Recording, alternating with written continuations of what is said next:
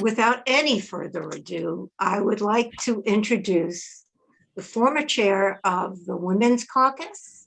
And we'll be starting today because we have such a full program. We want to stay on purpose and stay on time. So first we'll start with a report from the DNC with Christine Pelosi. And thank you for being with us today. And please send your mother our best for a speedy healing process. Thank you so much.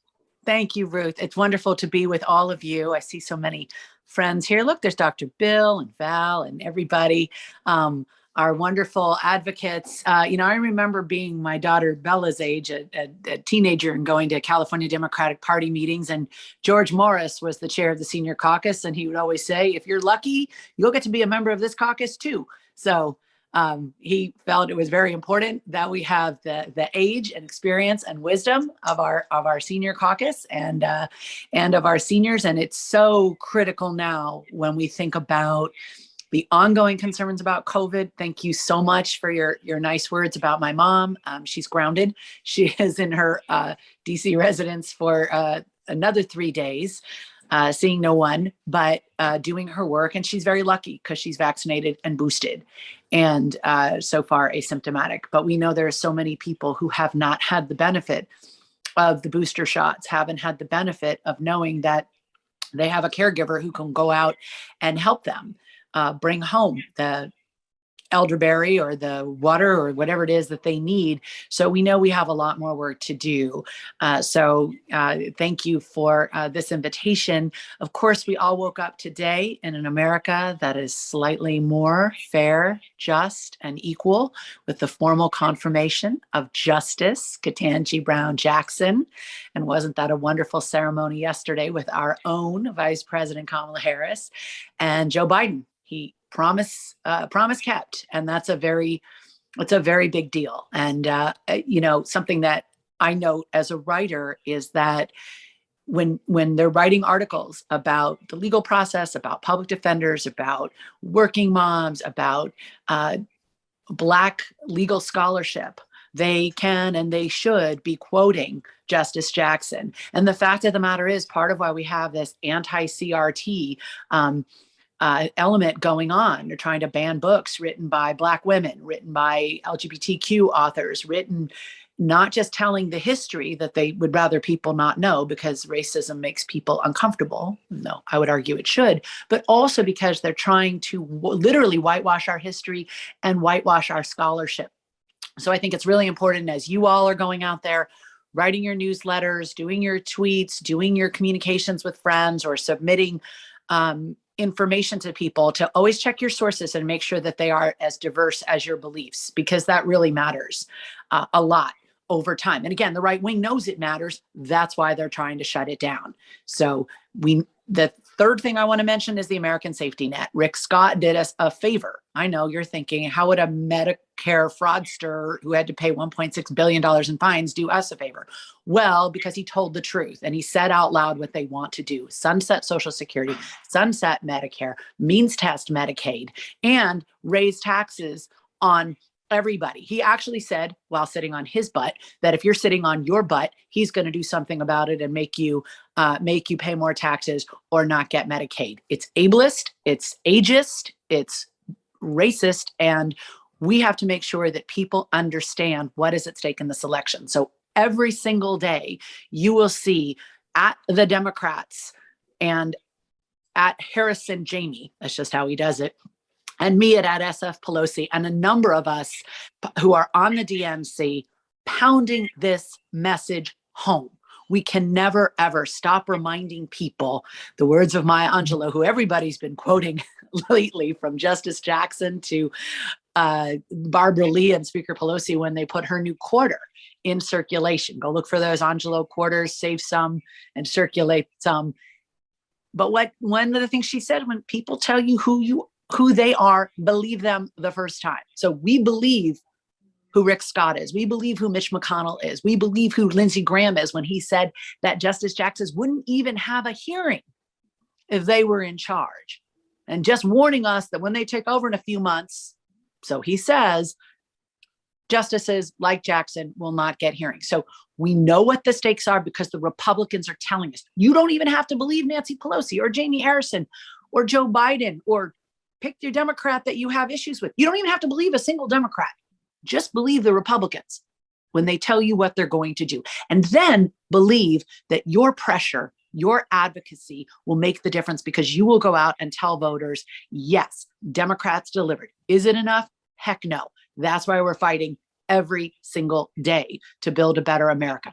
Send them to build.whitehouse.gov/build, whitehouse.gov/build, and you will see where every dollar is going on the infrastructure bill. Was it everything we wanted? No. Was it green enough? No. But guess what? It's getting the lead out. Guess what? It's paving roads and repairing bridges. And so far, we have over 60 members of Congress who voted no and took the dough, showing up to brag as if they fought for something that they voted against. So we have our results and we have their hypocrisy. But most of all, we have you.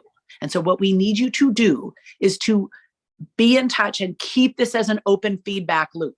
Y'all know where to find me. Please continue to find me there. Email, Twitter, Facebook, Instagram, I'm there. But if you're hearing something or picking up on something, I want to know.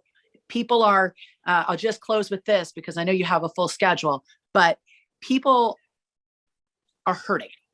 And we know we want to be proud about what we've done because we've done some very good things. We also want to be mindful, ever mindful, that people are still hurting.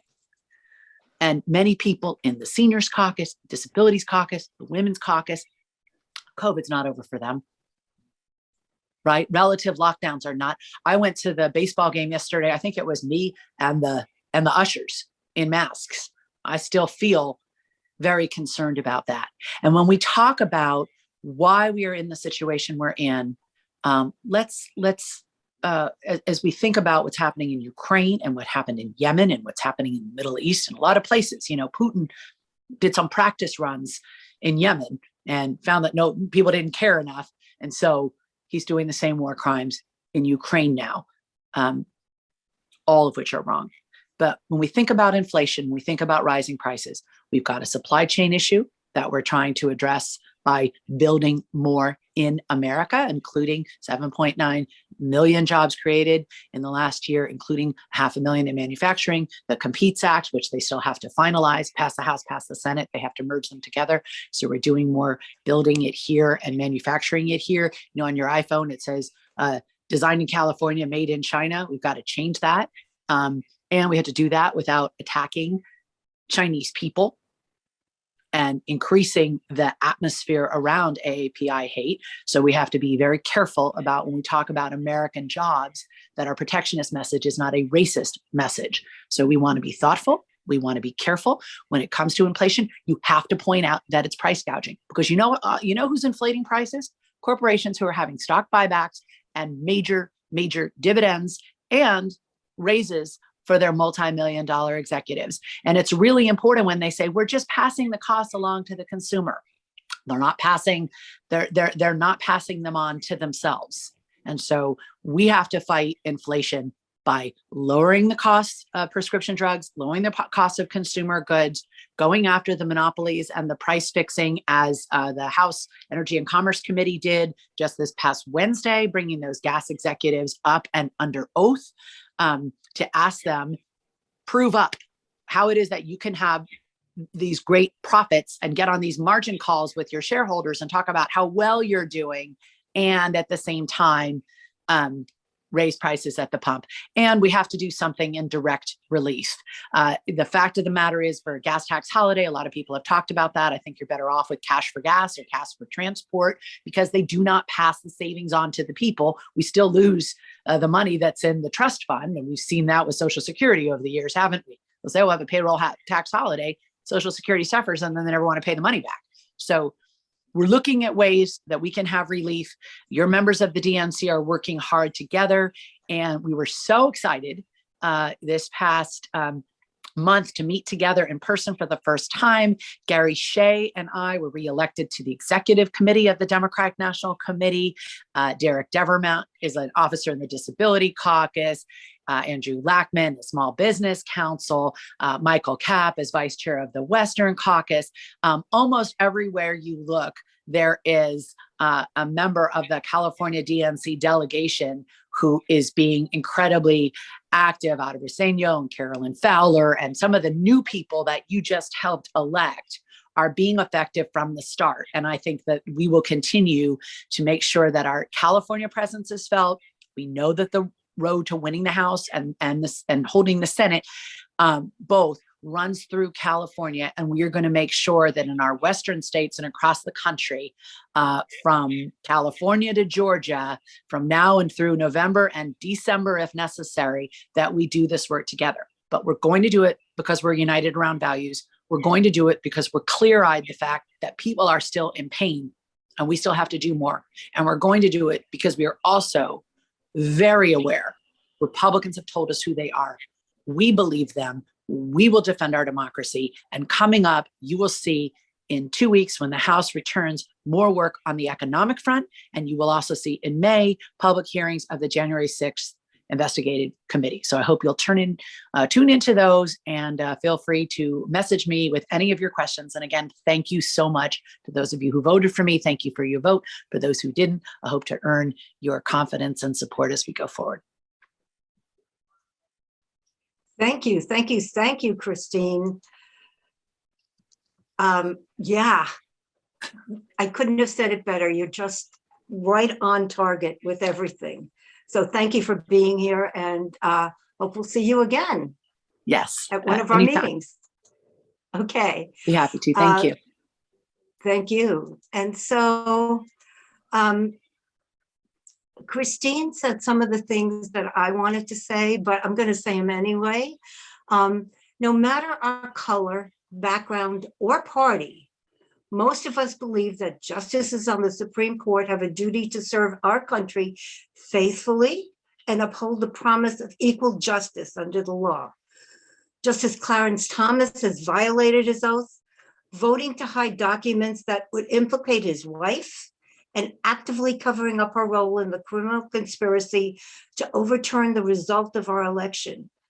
We must reunite around the demand that all those responsible for treason are investigated and held to account, from the perpetrators of the attack on the Capitol to the officials who planned, incited, and covered it up. On the other hand, let's take a moment to celebrate our newest Supreme Court Justice, Ketanji Brown Jackson, and that's definitely something worth celebrating. Justice Jackson has served in prestigious judicial positions with distinction as a champion for everyday Americans, and will help further our shared value of equal justice. So moving on, I have some questions for you. Should the COLA for Social Security be adjusted? Should the windfall exemption and government pension offset be repealed? Should it be easier to talk with someone at the Social Security Administration? Should we keep the Social Security Trust Fund fully funded so you and future beneficiaries can receive full benefits? We'll find out in the next section.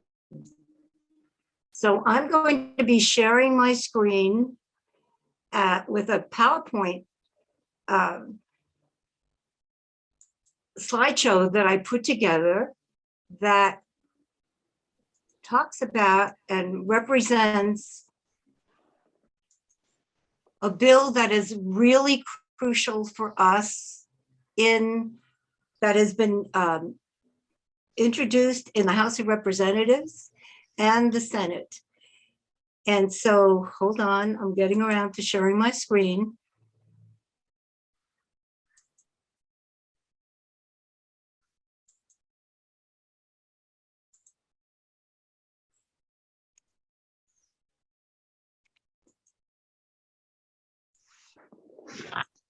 Okay, so I did it.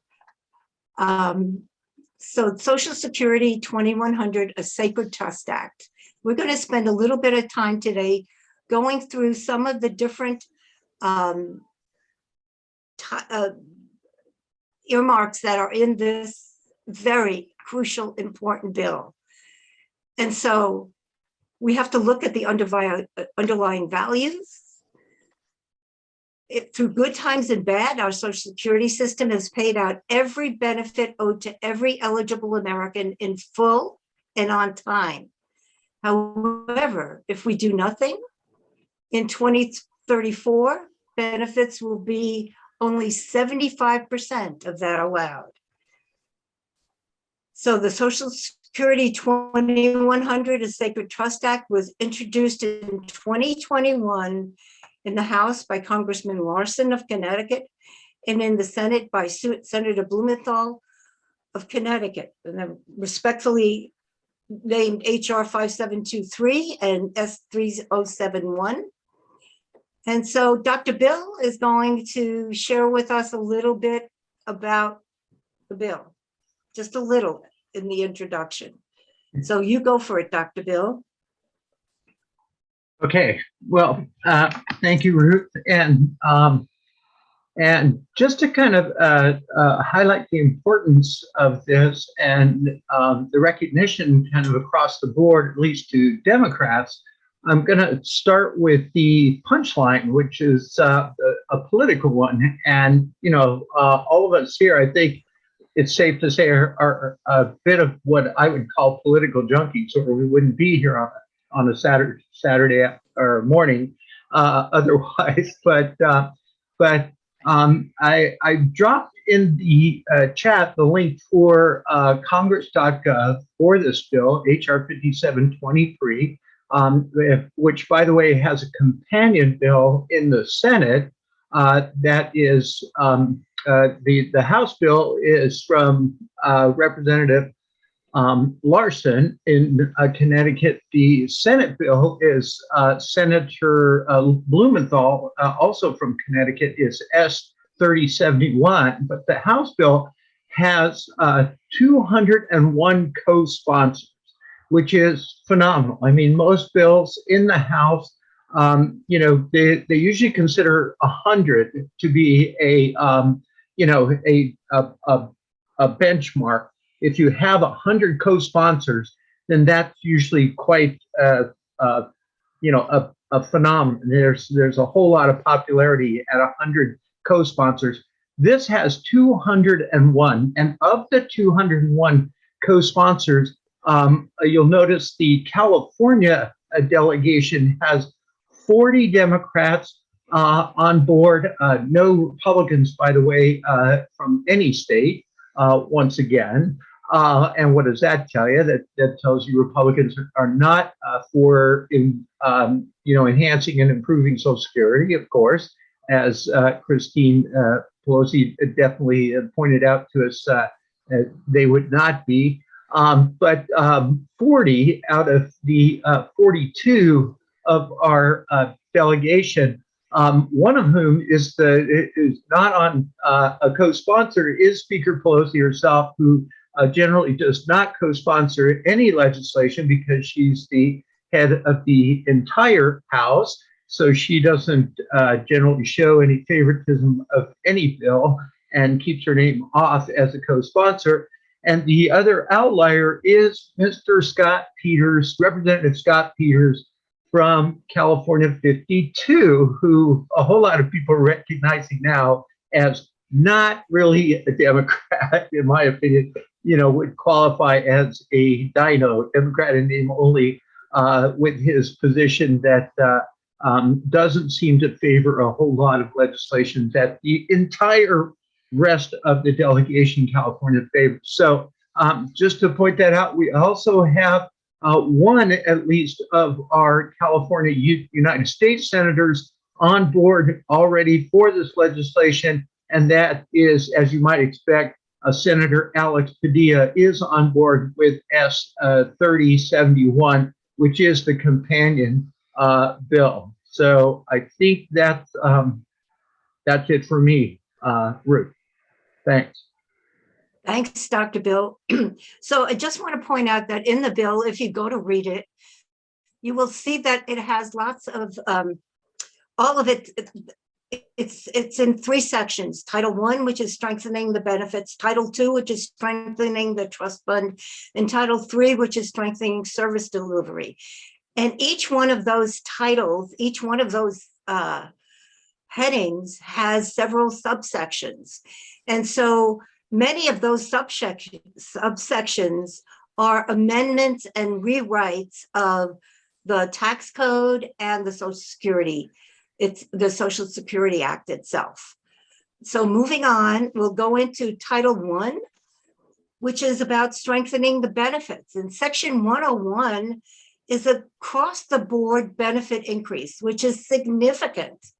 How many seniors and how many people in disabilities struggle because they can't make do? I read some statistics, and it's something like, I think it's something like 30% of beneficiaries of Social Security, for 30% of them, that's their only source of income. So it's important that we raise people out of poverty by increasing the benefits. Section 102 is a more accurate cost of living adjustment. Now, you know that there is a general cost of living adjustment. However, seniors generally don't fit into the role of normal cost of living adjustments because more of our income is taken up by things like drug costs, medical costs, and things like that.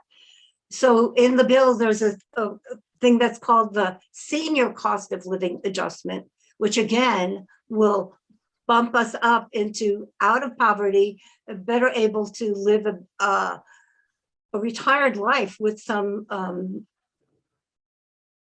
ease rather than struggle. Section 103 increases the minimum benefit for long-term low owners. There are people who've been on Social Security for years and years and years, and therefore their basis is not as high. So there's a formula for increasing the benefits for those people. And there's also in Section 105, improving benefits for widows and widowers in two-income households. And so that's some of the highlights before we move on. Again, in Title I, Section 107, providing caregiver credits for Social Security. So for this part, I'm going to turn the mic over to Angelica. Angelica?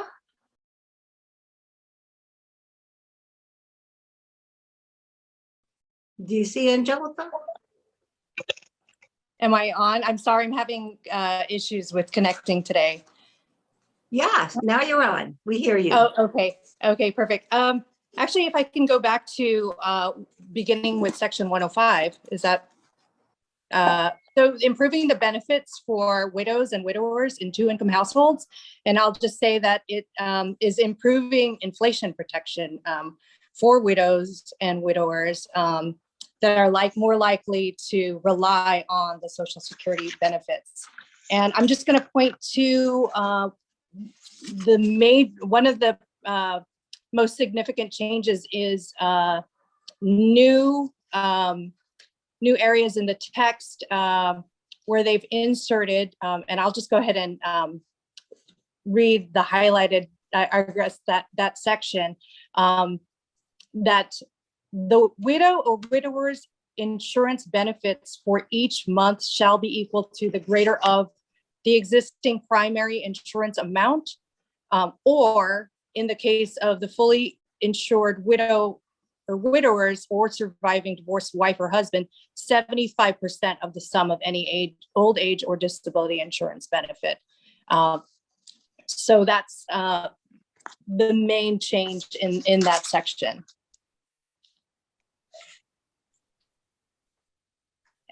And Ruth, actually, if I may, we can skip over to others and come back to me. Do you want to do the providing caregiver credits for Social Security? Weren't you going to do that? Actually, so let's move forward and then come back to me, please. Sorry. Sure. Okay. Section 108 is eliminating the 5-month waiting period for disability benefits. Can you understand what that's about? And then in section 110, bugaboo that we've spoken about at previous senior caucus meeting will repeal the government pension offset and the windfall elimination provisions. And now I'll turn the mic over to Val. Okay. Well, we are really excited about HR 55723 because this bill is going to radically change Social Security for the better. It tackles many of the flaws and ensures funding will be secure. In the text of the bill, it will repeal the government pension offset and the windfall elimination provisions, which have harassed teachers and other government employees in 11 states. This measure prevents teachers and other government employees from collecting Social Security that they've paid into for many years. It also changes the provision so that teachers and other government employees are able to collect Social Security when their spouses die. It will attract new teachers who come to teaching after years of paying into Social Security. Now they can collect their rightful earnings. Toby Bloyd, the president of the California Teachers Association, stated that hiring teachers with Social Security would be easier if the Social Security Fairness Act passes. It would eliminate both the windfall elimination provision and the government pension offset, two provisions of the Social Security Act that unfairly reduce or eliminate Social Security benefits for millions of California teachers who have devoted much of their careers to public service. Dorothy Smith will tell you her experience of working and yet not being able to collect Social Security when she retires. Dottie, you're on. Just a minute, I was, Bill, do you have a copy of what I sent? No. Dottie, just speak from your experience. It's fine. Okay, everyone, my name is Dorothy Dottie Smith, and I'm a retired educator, having spent 37 years in education as a teacher, principal, counselor, program manager, and also having been a elementary and community college trustee. And one of the things that I had experienced, and I thought it was devastating to me, having worked all my life. And I think what I wrote and sent maybe to Ruth, I've been working ever since I was 6 years old, started working in the fields. And so after I retired, 37 years being an educator, of course, every year, most of you know, they send you your Social Security information. And so I was looking so forward to, after I retired, to receive my my Social Security. And so when I go down to my local Social Security office to apply for it, I was told that I wasn't eligible. And I said, what do you mean? And, you know, because of the offset, et cetera, for educators. And so I was just dumbfounded. And standing there in the Social Security office, I told them, everybody I know that's planning to go into education who has worked prior to going in education, I'm gonna tell them don't do it. I had a friend who had worked in business for 20 years and decided to go back and get her credentials so she can teach. And of course, she was slapped in the face with that same thing. So I think in terms of what happened to me personally and to some folks that I know, I just think it is definitely a slap in your face. And so I don't want to go on and on and on because what I have to say is negative, but I think I pretty much got my point across, and I just don't think it's fair. And we as educators and folks who care about educators, we definitely need to make this right. Is that Thanks, okay, Ruth? Oh, that's great, Dottie. That's so important. Thank you so much. You're The other thing I welcome. want to add is, yeah, the other thing I'd like to add is the GPO and WEP. Who do you think enacted that? These things happened under Ronald Reagan. Thank you for one more thing, and a gift that keeps on giving from Republicans.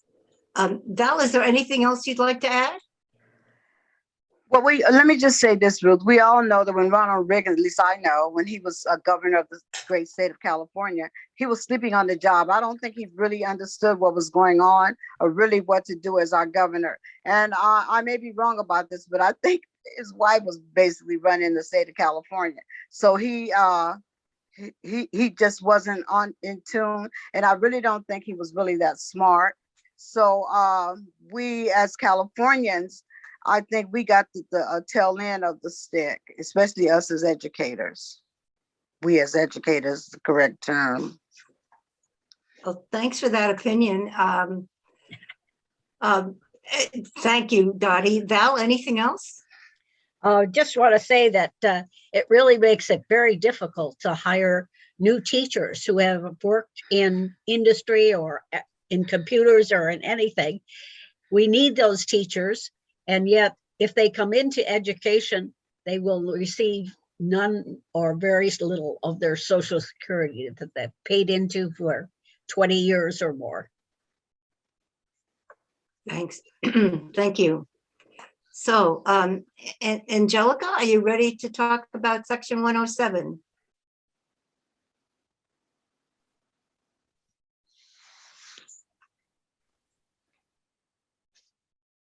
Well, I could speak to that a little bit because I have I have a grandson who is a special needs child. He's 23, but his dad is taking care of him.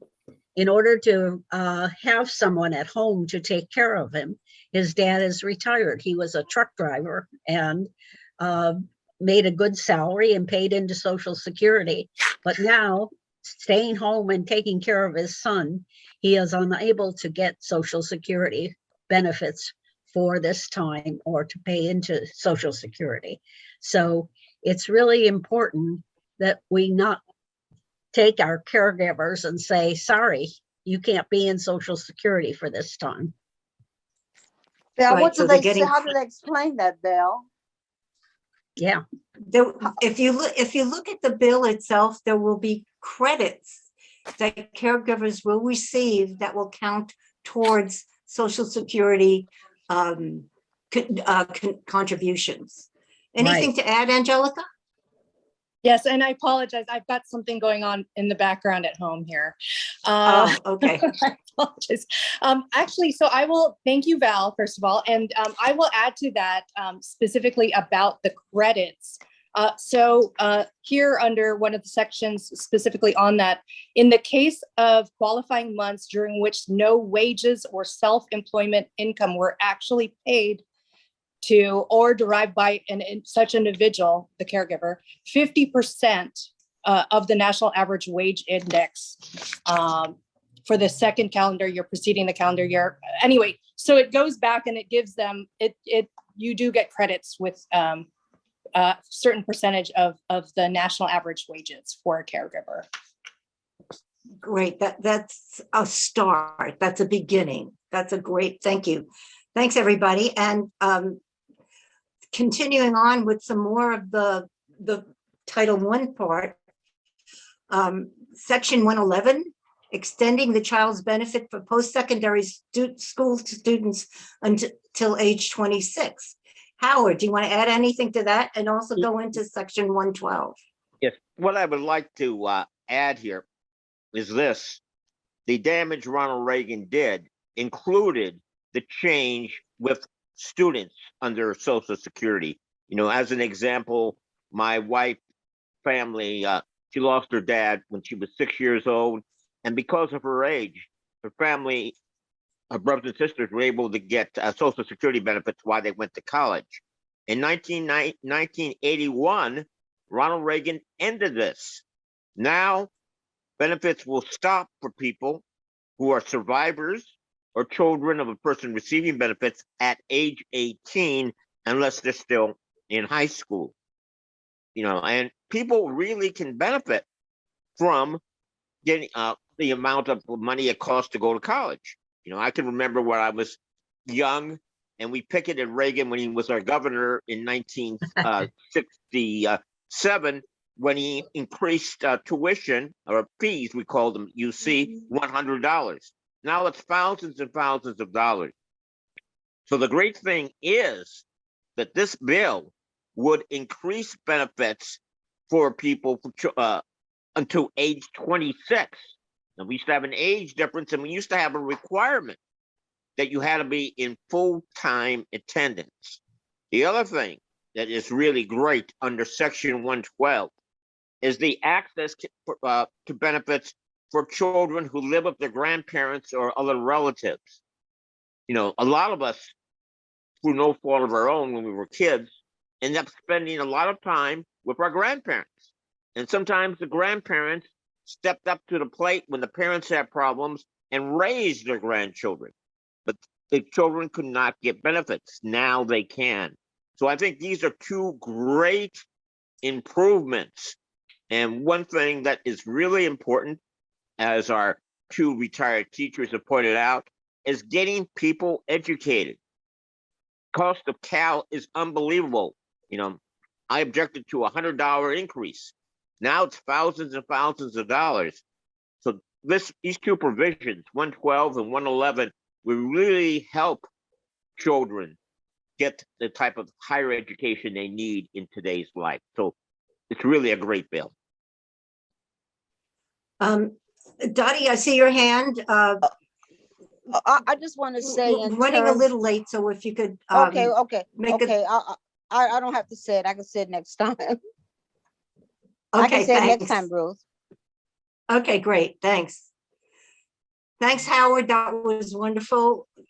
I love the examples that you gave. Now we're getting into strengthening the trust fund. We talked about increasing the benefits. Now we're talking about strengthening the trust fund so that we can move forward and have all these benefits and not get a decrease in benefits.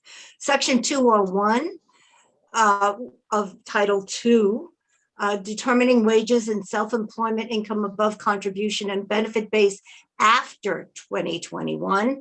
And Val, you're going to talk about this right now. Go for it. Right.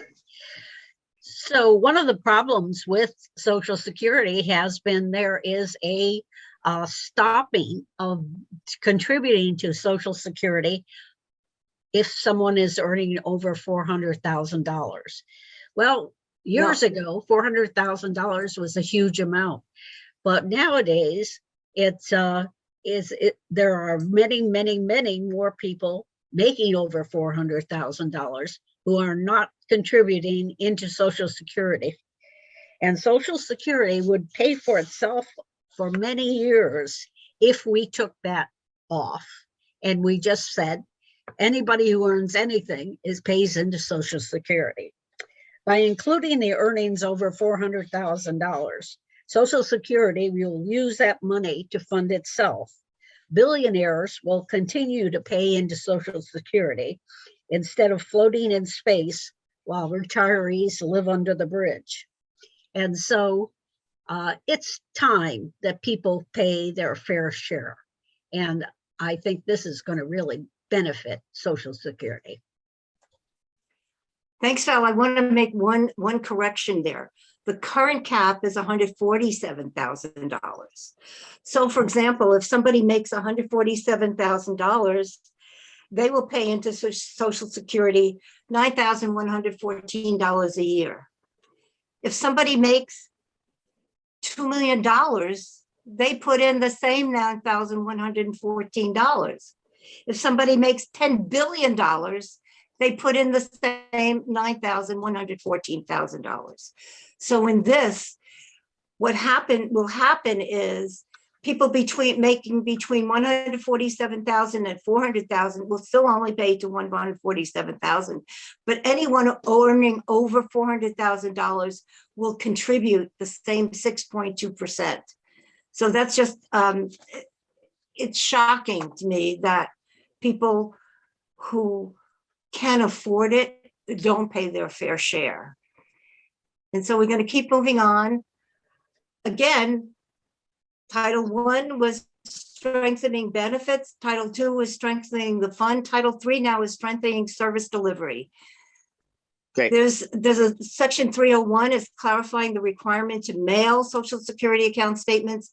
I think that is a minor tweak so that the funds can be delivered electronically. Howard's going to talk about field and hearing offices. thank you, Madam Chair. Just give a personal example. In 1965, we had the Watts riot, and one of the outcomes was having government offices in inner city areas, such as Watts in my area, East Oakland. What happened is, as time passed, more and more of these offices were just closed, and the agency, Social Security, did not have to do anything. They could just close them. When they tried to close my office, I raised hell with Congresswoman Barbara Lee, and I worked with her mom, and we got the closure stopped. But after that, they started to say that they had to get the approval of the congressperson. But there really was no avenue if they wanted to close a Social Security office, a hearing office, or a contact station in a rural area. They could just do it. The provisions would require the commissioner to give within 180 days of the proposed closure notice to Congress why they would want to close the office, the cost savings, et cetera, et cetera, et cetera. An example of why this does not work was the former office in Hunters Point in San Francisco. They closed that office, and then a couple of years later, they built the ballpark. So this is really an important situation for service delivery for people in inner city areas and rural areas who don't have computer access. This is another example of why this bill is fantastic. Thanks. Thank you, Howard. Howard knows from experience because he works for the Social Security Administration. Section 303 is assuring access to professional representation when there are things like appeals going on. So that's a nutshell summary, the Reader's Digest version of HR 5723 and S3071. Anyone who is currently receiving benefits from Social Security and all those who want to receive them when they retire, please call Speaker Pelosi's office. We'll put the number in the chat if we could, and ask that she give the Social Security 2100, a Sacred Trust Act, a vote on the House floor. As Dr. Bill mentioned at the beginning of this presentation, that was crucial. We want it to be voted on in the House. And thank your congressional representative, except Scott Peters, for supporting the bill. Whoever you're, if they're a Democrat, obviously, please let them know that we appreciate their support. And ask your congressional representative to request a vote on the House floor from Speaker Pelosi. So is everybody clear now? This is crucial for us. It is important that we take action, that we make this happen. So I'm going to stop sharing.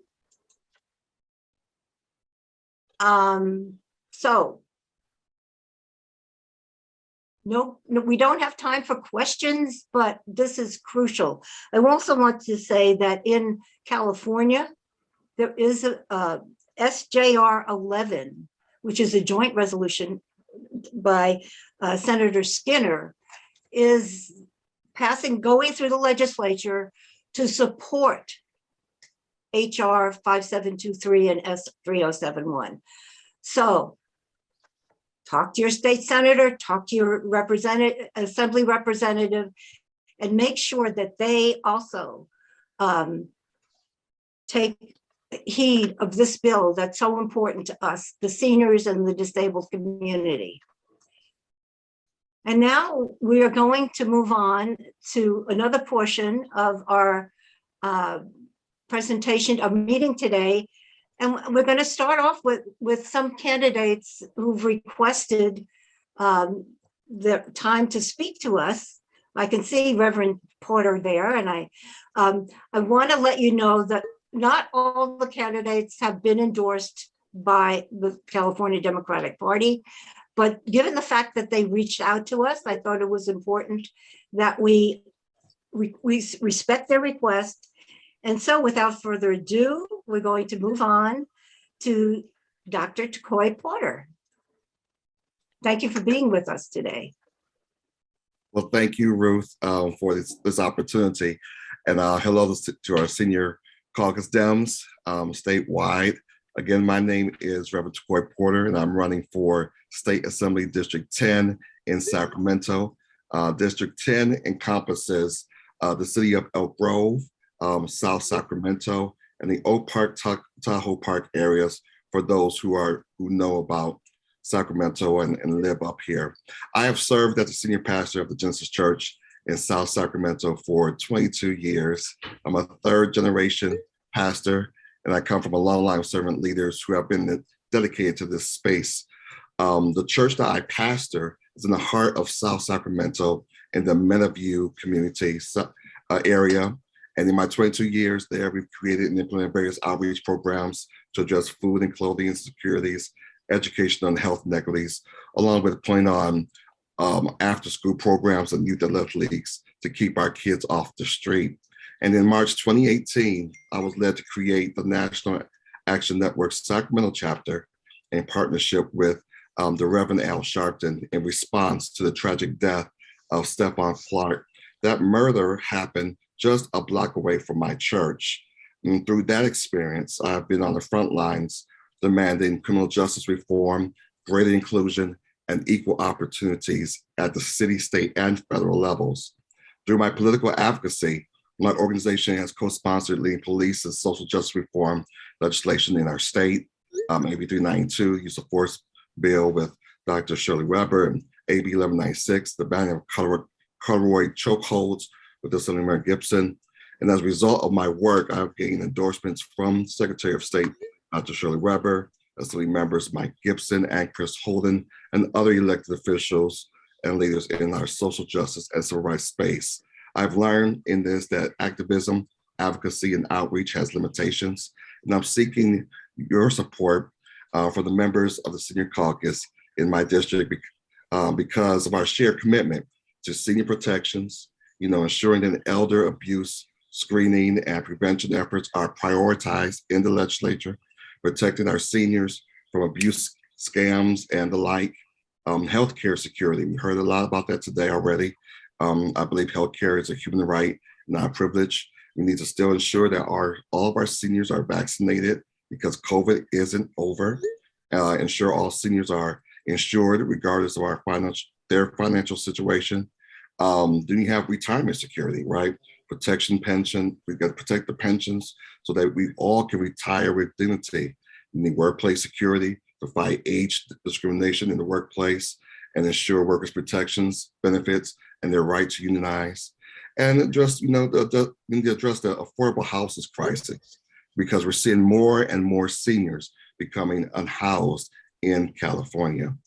Again, my name is Takoi Porter of the Rev. I'm running for State Assembly for District 10, and I would appreciate, any support that you can throw my way. I would love for you to visit my website at www.takoiporterforassembly.com, or even better yet, it says votefortherev.com, votefortherev.com, and you can go there to learn more about me and my campaign. I'll place that in the chat. Thanks again, Ruth, and thank you, Senior Caucus members, for your time today. Thank you. I love that. Did you say voteforrev.com? Votefortherev.com. Therev.com. Yeah. Yeah. Thank you. Thank you for joining us. And moving right along, I would like to talk a little bit about the next presentation, which is a program about activists in all different areas, many in California, who are well, I'll let her describe it. Carrie Wheaton from Reclaim Our Vote. Carrie, you've got the floor. Hi there, can you all hear me? Yes. Okay, awesome.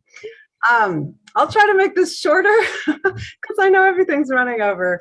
But I'll put links in the chat and also my email. So anyone who has questions, you're welcome to email me. I'll just tell you rov.sonoma@gmail.com. So I'm Carrie Kakava Wheaton. I'm an elected assembly delegate to the CDP, formerly 8010, but I got relocated into 82 because of redistricting. I'm on the national postcard team for Reclaim Our Vote, which is a campaign of Center for Common Ground based in Virginia. And my husband, Jim, is gonna help me out by screen sharing from his computer, which is newer than my computer, and show you a little bit of a video. And then I'll tell you about our current campaigns in Alabama, Georgia, and North Carolina, and how they fit into the whole picture of winning in the fall. So Jim, can you share? Okay. This is a homemade video by my son, my daughter, and myself. Ready? Yep. How to write postcards from home with Reclaim Our Vote. Greetings, and thanks for volunteering to write postcards with us. Reclaim Our Vote is a nonpartisan voter outreach campaign. Our mission is to empower underrepresented voters and fight voter suppression one voter at a time. We organize phone banking, postcarding, texting, canvassing, and more, with partner organizations from our umbrella nonprofit Center for Common Ground, a people of color-led voting rights organization based in Virginia. Our partners include civil rights, voting rights, and social justice organizations, diverse faith organizations, civic technology groups, and charitable employee initiatives.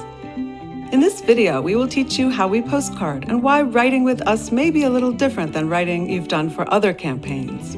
Our volunteers handwrite postcards to mostly rural, often older voters of color who have been deregistered in voter suppression states, but are likely to be unaware of this. We alert them and offer ways to check their status and re-register or to start the re-registration process. We also write to active voters of color with Pledge to Vote postcards that promote community organizing and Get Out the Vote cards to promote the safest possible voting practices such as early voting and absentee voting. Between elections, we also partner with local nonpartisan campaigns for democracy, voting rights, citizen engagement, energy equity, and other issues of justice affecting communities of color.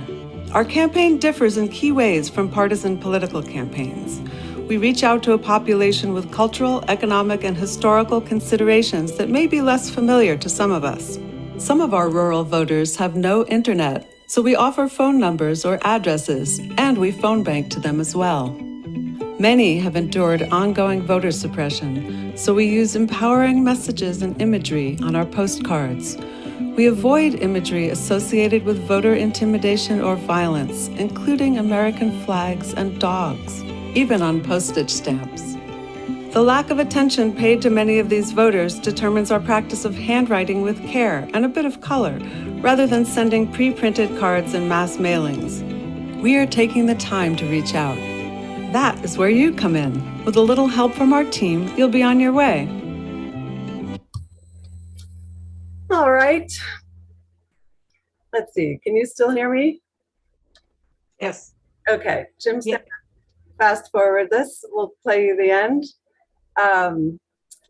And maybe leave you with this lovely image to look at. These are our 3 postcard designs.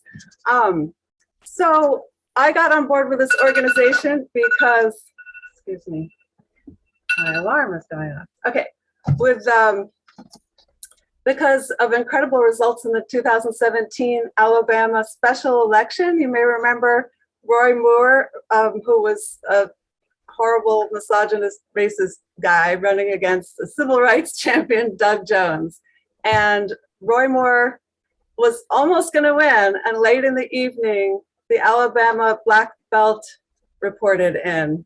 And that's when things turned around and Doug Jones won. And this was because of a collaboration between Andrea Miller, our founder and director, her phone banking efforts with thousands of calls coming in, and Black Voters Matter. And we partner with Black-led organizations on the ground in our focus states. And right now we're working on primaries in Alabama, Georgia, and North Carolina. And I'll just say a little bit about these. And you know, I'm sure from Georgia last time around, how all these states are so important to the whole, to our Senate and our House. And some of these states, like Alabama, has been gerrymandered like crazy, and that affects the House race, but it won't affect the Senate race. So I'll start with Alabama. Remember the horrific Attorney General from the Ketanji Jackson hearings, who would not acknowledge Biden as our duly elected president when Sheldon Whitehouse asked? He's up for re-election this year. And Wendell Major, a Black Democrat with extensive law enforcement background, is the challenger. If we help turn out enough Black voters, perhaps they can elect a law-abiding AG. And yes, we are nonpartisan in our writing and our calling, and we can't recommend candidates, but we can turn out voters who are most likely to vote for representative candidates in a state with almost 40% registered voters being Black. And yet they've been disenfranchised terribly. And Reverend Will Boyd, also Black, is running for Senate. He's part of Omega Psi Phi and the Black Fraternity Sorority Network, who will support him. So he may have a real shot here, and picking up another Senate race, another Senate seat, of course, would be amazing. But this has been under the radar nationally. So that's Alabama. That's pretty motivating. Georgia, we all know about Warnock is up for re-election. Stacey Abrams is running. We can't mention names in our phone banking and our postcarding and our texting, but we can encourage Black voters who sometimes have stopped turning out because they're discouraged by the results. We can encourage them to go, tell them when and where and how the voting works, not how to vote. So Black leaders, including Atlanta NAACP president, say that our outreach made a pivotal difference in the Georgia 2020 results. And right now we've got well over 1 million addresses, so we definitely need more writers. And we are encouraging early voting to avoid those horrible long lines on election day, where now it's illegal to bring food and water to voters, which is crazy. So our cards are emphasizing early voting when there is early voting. North Carolina also has early in-person voting, which is really great because it's called one-stop voting because it allows voters to register or re-register if they've been dumped off the rolls, or update their address or whatever is needed to correct anything with their registration and vote at the same time. And they can only do this early. So again, our postcards and phone banks are emphasizing early voting to avoid election day confusion, harassment, etc. They just purged 400,000 voters from the Alabama rolls, but fortunately we got our address list before the purge. So we actually have those addresses, and early in-person voting for them will correct it. And Richard Burr's Senate seat is being vacated. Voters may opt for a Black woman, Democrat Sherry Beasley, in this primary. And then one quick word about phone banking, which is a major part of the campaign. We all feel that Black Lives Matter, but people get shy when it comes to calling rural Black voters and, kind of reaching across that cultural divide and speaking to people. It can be a wonderful experience. And we leave voicemails, which many campaigns don't. We actually have data showing that it's effective to leave a voicemail, that people will listen to it. And in that Alabama special election, the majority of those messages were voicemails left, and people did turn out. Also remember that our white California projections about, oh, I hate receiving phone calls because we get too many, blah, blah, blah. that does not necessarily apply to these undercalled Black belt voters in southern states. Alabama voters told us they hadn't been reached in 10 years or ever, or 15 years by phone. It was amazing to hear this. So this is a helpful service. We're advocating for voters. We're not trying to sell a candidate. Of course, we all need to phone bank for the Democrats too, and postcard for the Democrats too. So I'm not trying to replace that, but here's another thing you can do. And maybe some folks are more comfortable doing this because it's a pure service and advocacy campaign. And good for shy folks because there's lots of voicemails and we have the voicemail script. So Jim, I don't know. There's probably stuff I would love to cover. If anyone's curious, I'll put all the links in the chat. And here's the end of the video. Oh, except there's no sound. Wrap this up. Our campaign sent over 9 million cards in 2020.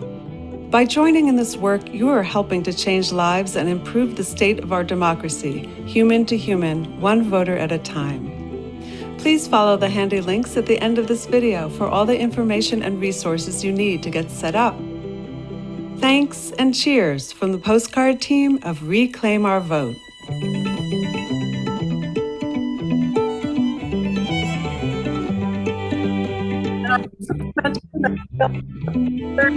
Most Thursdays at 5 o'clock, we have webinars.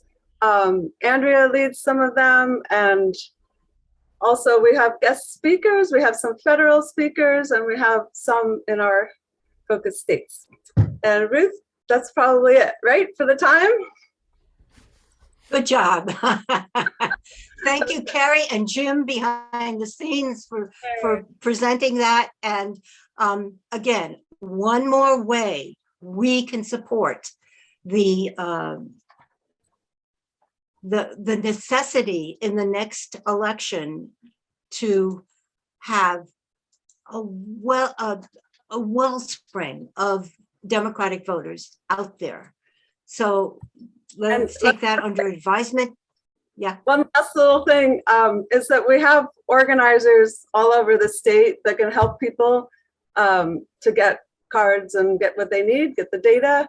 And also it's great to, if you're watching the news in the evening, you know, write 5 postcards, then you don't feel like a passive, helpless recipient. All right. Thanks. Thank you. Danette. Just really Quick quick, I wanted question. to say that I'm the coordinator for Orange County. So if anyone has any questions, I can put my email in the chat. Please sign up. I'll get you postcards. Great. Put that information in the, and I understand that Marissa Wood is here now, and she's a candidate for what I think is CD 23. So Marissa, would you take the floor? Yes, wonderful. Thank you so much. Thank you to the Senior Caucus for the opportunity to speak with you this afternoon. I'm very excited to say that I received 100% of the delegates' votes, and so I am the California Democratic Party's endorsed candidate for CD 20. I've also received both the Fresno and Kern County CLC endorsement, as well as 10 local Democratic clubs. Since launching in June, I have raised over $550,000 on an average donation of $23. And it's to those folks all across the country and to you that I hold myself accountable. You guys, I'm running because I have the courage to stand up to career politician Kevin McCarthy. For the last 21 years, I have been a tireless advocate for the students and families in my school district. And it's this advocacy that I will bring with me to Congress. I will be the voice for those that have been ignored and not heard. Kevin McCarthy once said that Social Security was too expensive a budget item. You and I know from creating budgets that budgets are all about a priority. Kevin is telling us that Social Security and seniors are not a priority for him. You are a priority for me, as are the issues that matter most to you, like the passing of HR 5723, healthcare for all, affordable housing, long-term support and services, to name a few. I will depend on you guys to help me keep these issues in the forefront of Congress.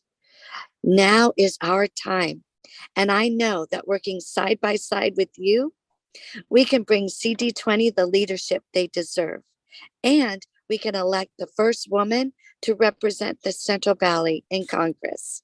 I look forward to earning each of the members' support, and I thank you so very much for your time. Thank you, Marissa, and welcome. And I hope you'll persevere and keep coming to our senior caucus meetings. I We would love appreciate that. to. I would love to. And I thank you so very much for the time today. I hope you all have a blessed day. Thank you. So we have a conundrum here. Several of our candidates are not yet here. And I've just been told that Congressman Jim Costa cannot make it today. So Patty Hughes, do you know if you are ready with your presentation? I am ready with my presentation. Did you receive my links, or shall I do a shared screen? If you could, I've made you a co-host so you can share your screen. Okay. Well, let's go ahead and actually, I think my my tribal member is here if he's just been admitted into the room. We were scheduled at about 12:40, but I asked them to come early. Well, thank you. That was very smart. Yes. Tribal member Maisel, are you in the room? He just was entered. Yes. Okay. Andrew, can you hear me? I've asked him to unmute. He may not.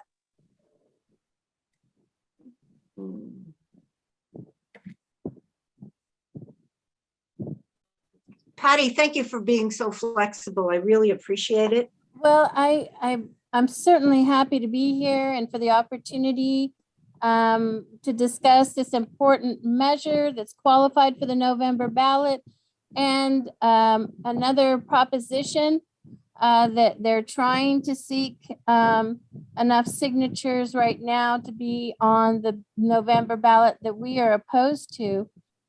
Also, importantly, our delegate members will be voting on 2 resolutions that'll be submitted shortly and support in July for our request to support the In-Person Sports Wagering Act and to oppose the online gaming proposition. Andrew Maisel, are you here? He's here. He's here, and I've asked him to unmute, so he may not be at his computer. I also sent him a chat. Did he respond in the chat? No response. Okay, here we'll admit Kyle. Kyle, if you could unmute yourself. Andrew Maisel is here. And we're preparing early for our presentation. I just had a brief introduction with the Senior Caucus about the measure and the potential proposition. Kyle, can you unmute yourself? Hey, Patty. Thank you so much. Hey, Oh my Kyle. goodness. Sorry, it's kind of dark.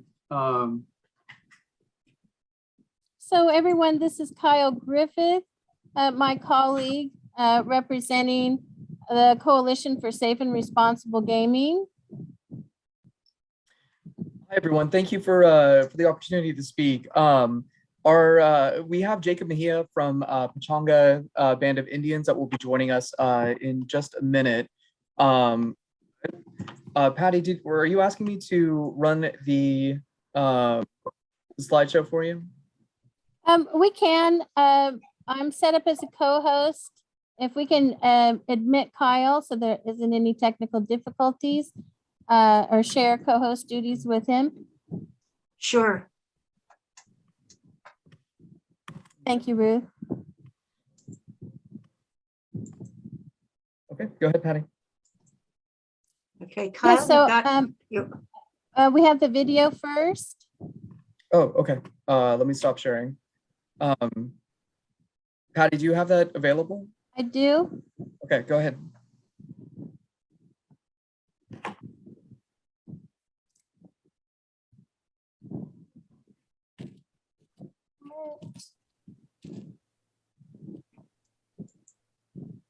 Sorry. One moment.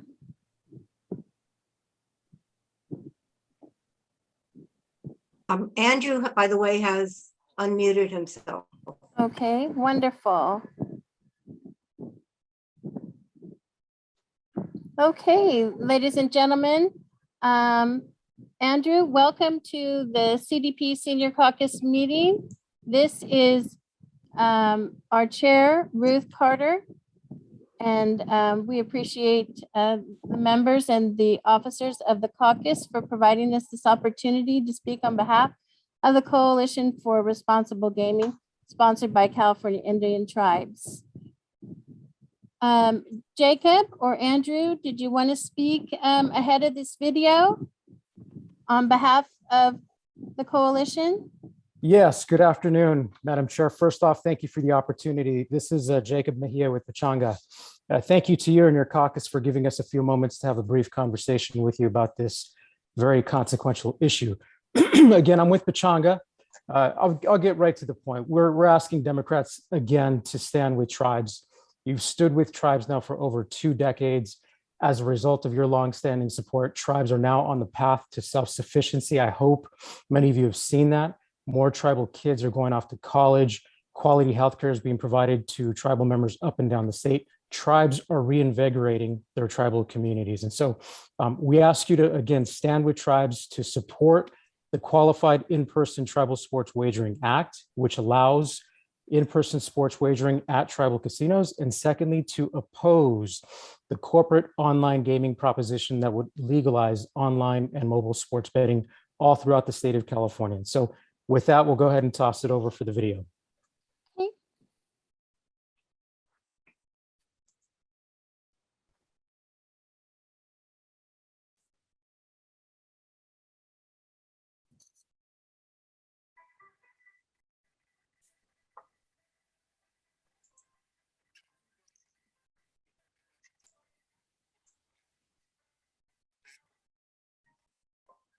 We're not getting any sound.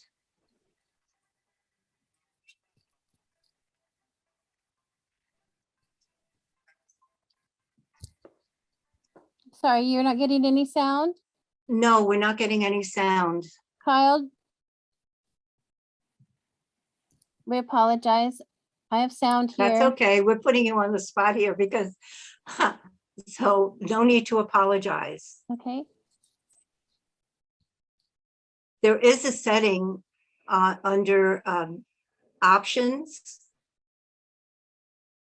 No, in the Zoom setting that says share sound.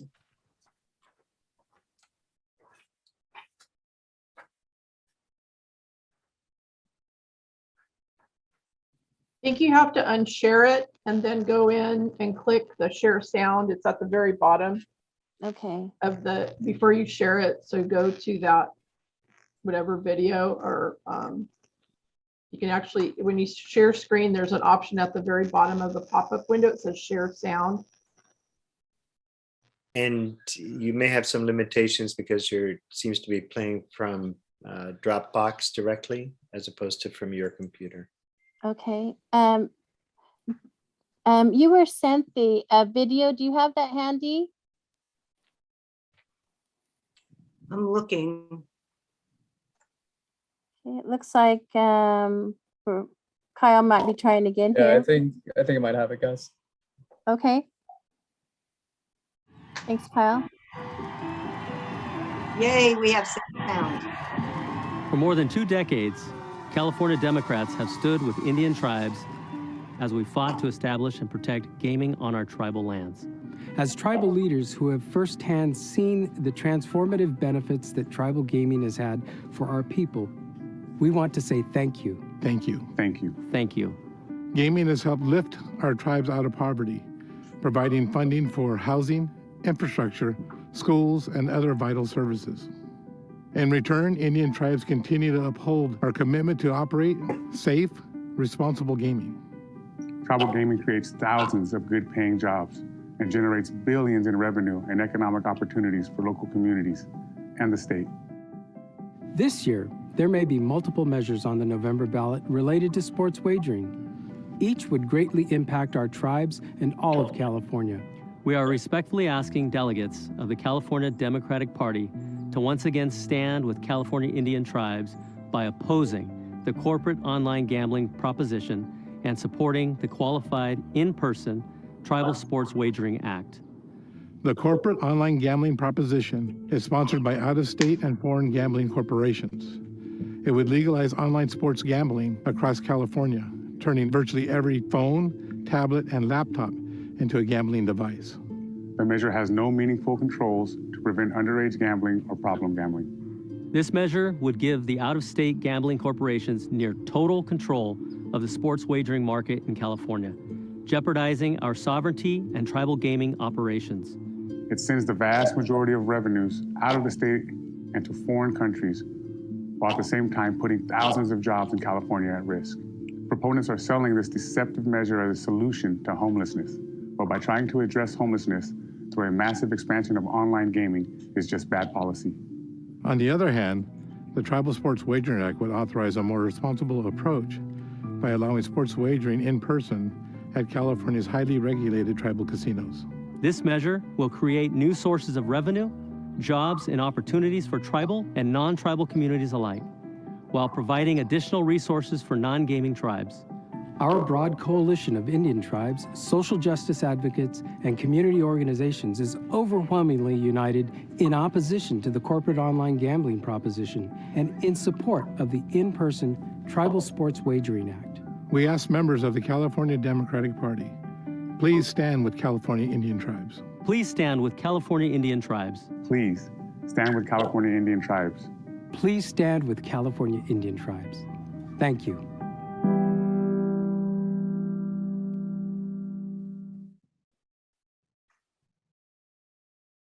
Thank you so much, Kyle. So now we'll move over to the PowerPoint, please.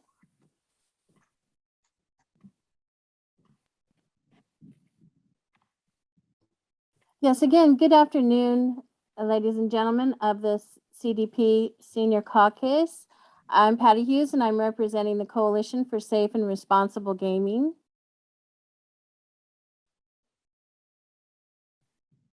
Next. A little more background. As you heard earlier, for more than 20 years, California voters have reiterated their support for tribal gaming on sovereign lands at the ballot box. As a few examples, Prop 5 in 1998, Prop 1A in 2000, Prop 94 through 97 in 2008. Tribal casinos promote Indian self-sufficiency while working as economic engines for tribal and non-tribal communities alike. To build on that legacy, a coalition of Indian tribes is requesting that you support the Tribal Sports Wagering Act, which is in person, and oppose the corporate online gambling proposition that has not qualified for the November ballot, though the Tribal Sports Wagering Act has. The Tribal Sports Wagering Act authorizes highly regulated in-person wagering at tribal casinos and 4 licensed horse racetracks. It authorizes additional table games such as craps and roulette at tribal casinos. It establishes safeguards to ensure safe, responsible wagering by limiting participation to adults over 21, prohibiting advertising to minors, requiring individuals to be physically present to place bets. It strengthens enforcement against illegal gambling activities and provides resources to prevent and treat problem gambling. It bolsters tribal self-sufficiency. Tribal casinos serve as the primary economic engine for tribal self-sufficiency in California, creating and funding access to services like healthcare, housing, and education for tribal communities. The act will also help smaller non-gaming tribes by increasing funds distributed through the Revenue Sharing Trust Fund. Fosters economic growth.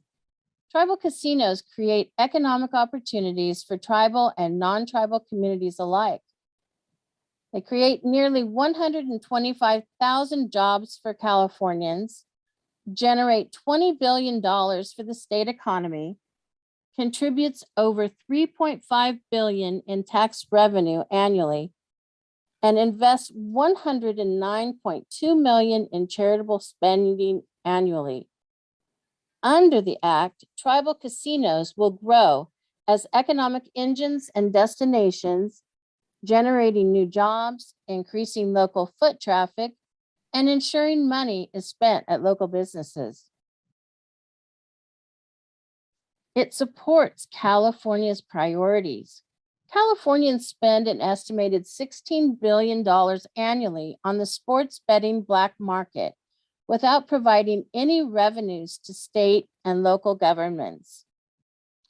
According to the nonpartisan Legislative Analyst's Office, the act will result in increased state revenues, potentially reaching the tens of millions of dollars annually.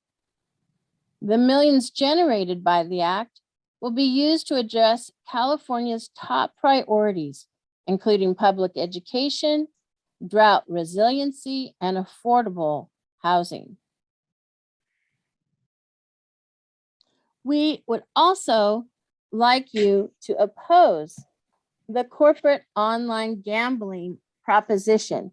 As I mentioned, this has not qualified for the November ballot, and we are not going to be voting on its support at the CDP e-board unless for some reason by July it makes it to I'm sorry. We anticipate that the corporate online measure will qualify for the November 2022 ballot based on where they are in signature gathering. But it has not officially done so. So we'll give you some more information now, and we'll be seeking the opposition of the party at the executive board meeting. Okay. Thank you, Kyle. Don't be fooled. Online gambling is not a solution to homelessness.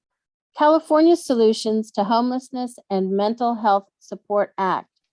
It's simply bad policy to fund homelessness and mental health programs by legalizing a massive explosion of online gambling that will lead to further addiction and financial distress. Many experts cite gambling addiction as a significant factor that contributes to becoming homeless and maintaining a cycle of homelessness. California has spent more than $13 billion to address homelessness in the last 3 years, but homelessness has only gotten worse.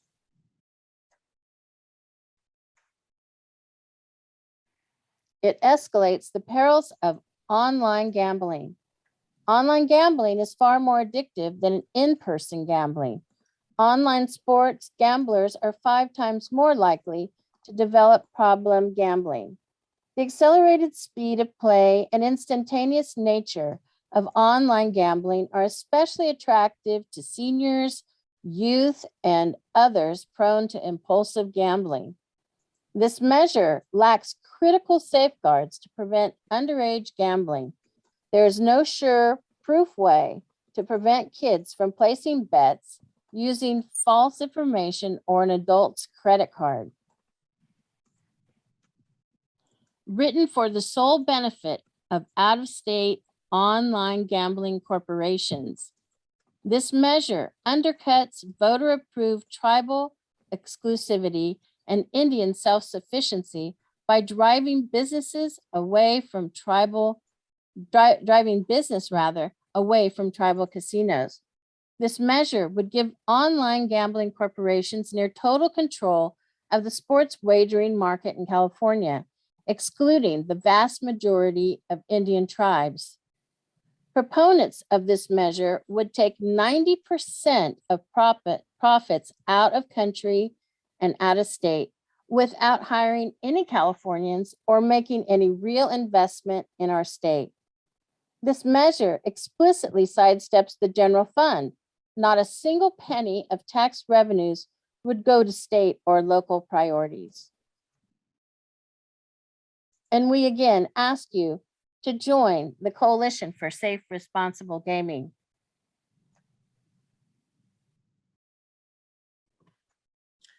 And with that, we open it up to any questions.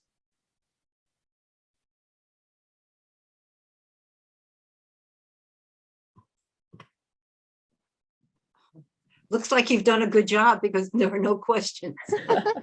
So again, we are asking for the support of the CDP Senior Caucus, and there will be a vote at the July e-board meeting in regard to these measures and propositions that we've discussed here today. We would like you to support the in-person Sports Wagering Act and oppose the online gaming proposition. And I will go ahead and put the information here again. And potentially there will be 2 resolutions, Kyle, that we will be asking for your support, and we will send that package to Chair Ruth Carter. Cynthia, do you have a question?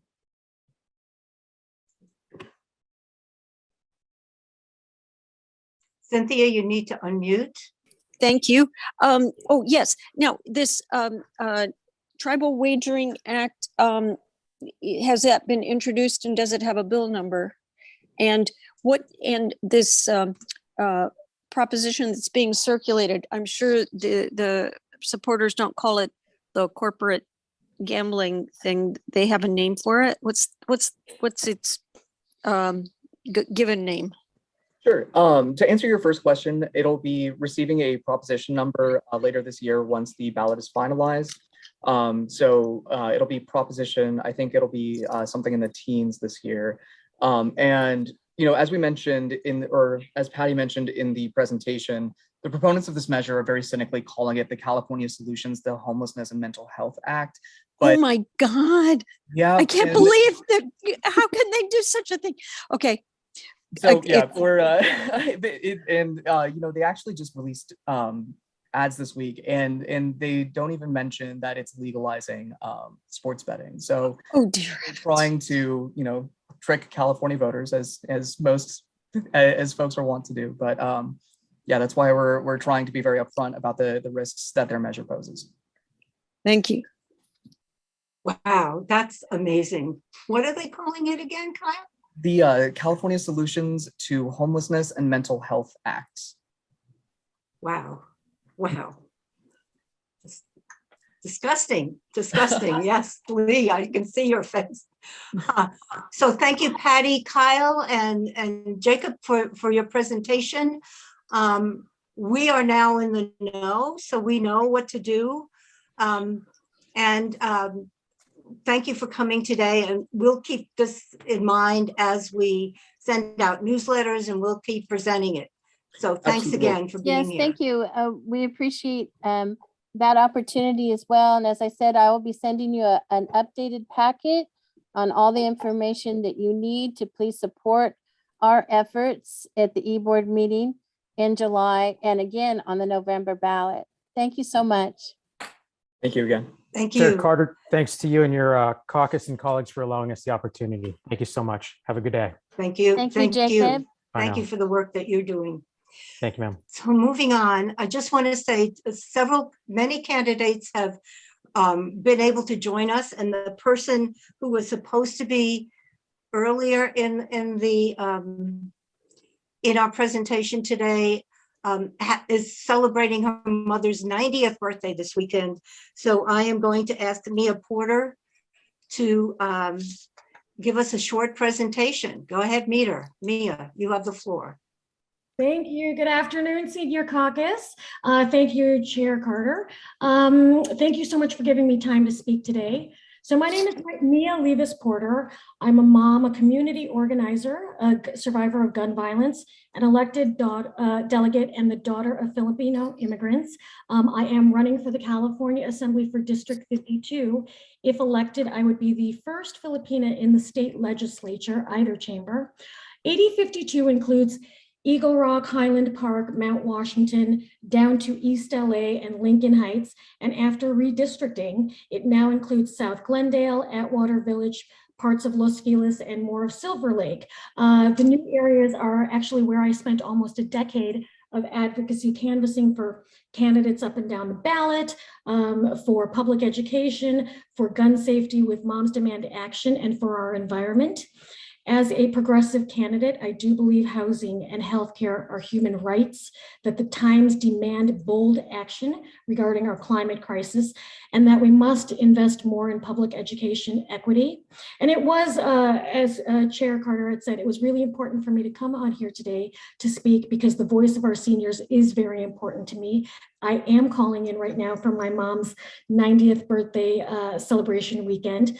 My mom is amazing. She is one of the strongest women I've ever known. She's a Filipino immigrant who worked tirelessly as a nurse for 50 years. She was the example for me of service and taking care of others in our community.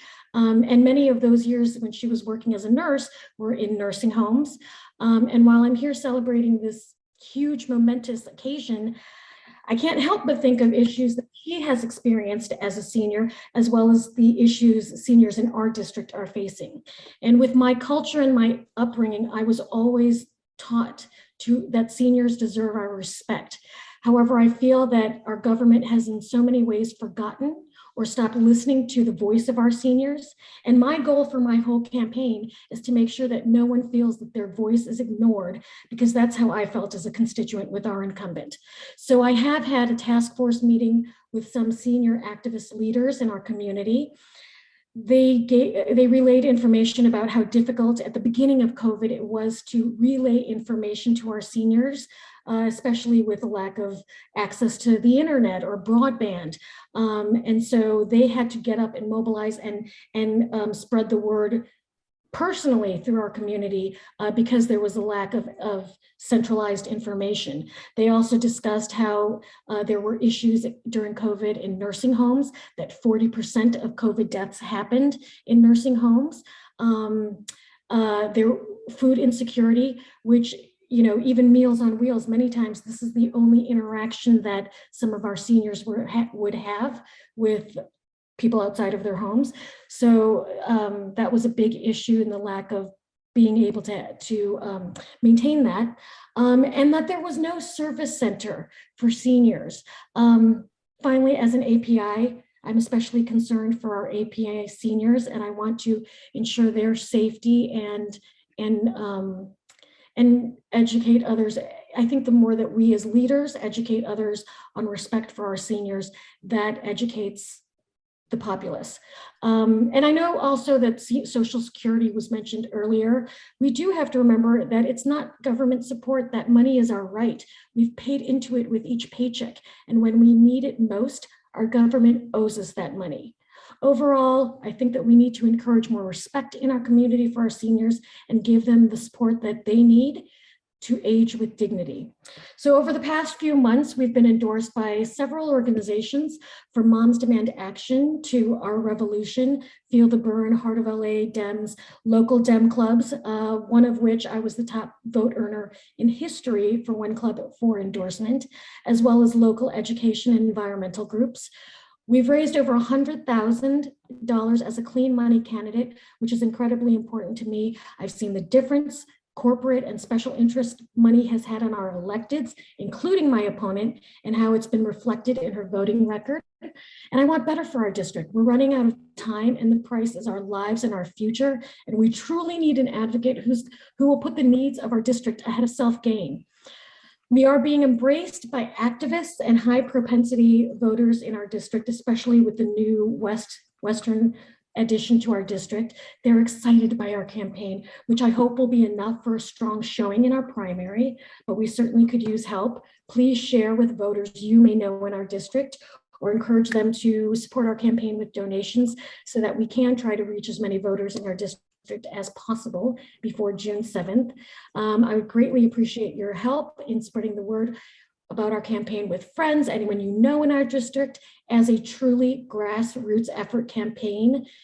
We can succeed only when everyone takes action together. You can learn more about our campaign and me. Our website is mia4assembly.com. I will put it in the chat. And we also just released our platform, our vision for California, which we worked hard on. We are really excited about, and we hope that you are supportive of. Thank you so much, and I'll pop my information in the chat. Thank you, Mia. Thank you for being here, and happy birthday to your mom. Thank you so much. Thank you. We need to move along, and our next candidate who had to take her dog to the vet, which is why she couldn't be here. Let's welcome Sally Lieber, Board of Education, Board of Equalization District 2 candidate. Sally, you have the floor. Thank you so much, and thank you for your patience in taking me a little bit later. My dog had a seizure, and that's just so scary. So my husband came and swapped out with me, and he's over at the vet with her now. So she's going to be okay. But I really appreciate you having me here. And I see a number of folks that I know, a number of really legendary activists who are here today. So I'm very happy to be here with you. And as Ruth mentioned, I'm running for Board of Equalization.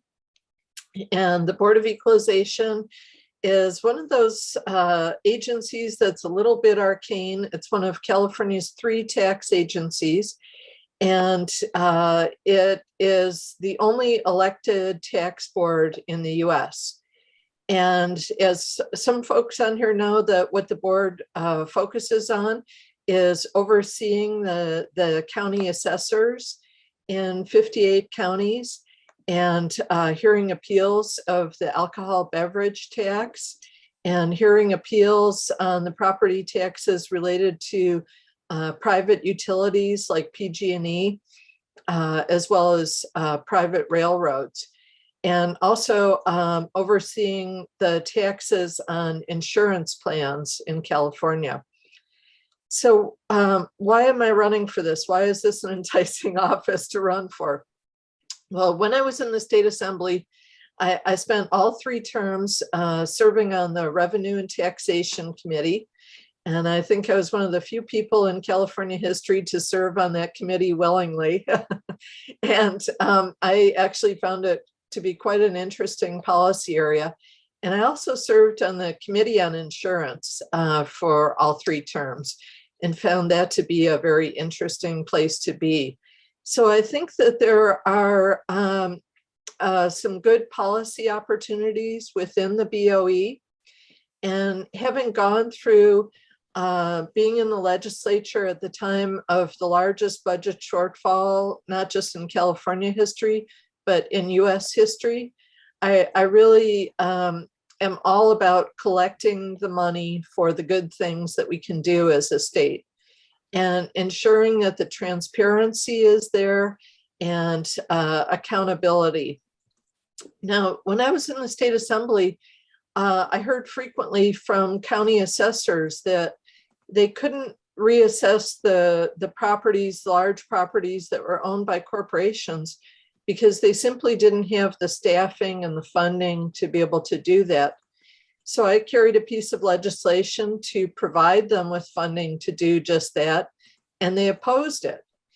And as that seems kind of counterintuitive, but the sad reality is that some of our county assessors are very beholden to the developers and the large corporate interests that put them into their offices.